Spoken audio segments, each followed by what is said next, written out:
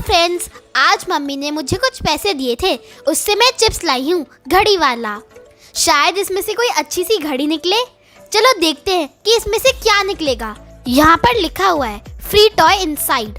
चलो खोल के देखते हैं और पता लगाते हैं कि इसके अंदर क्या है। अगर आप अच्छे बच्चे हो तो इस वीडियो को लाइक और सब्सक्राइब करो। अगर आप ऐसा नहीं करोगे तो मैं समझ जाऊंगी कि आप लोग अच्छे बच्चे नहीं हो। और कमेंट में 2+2 क्या होता है इसका जवाब भी दो। तो फ्रेंड्स, हमने ये चिप्स का पैकेट खोल दिया है। देखते हैं कुछ है भी या नहीं। वाओ, इसमें से तो कितनी प्यारी सी सुंदर सी घड़ी निकली है।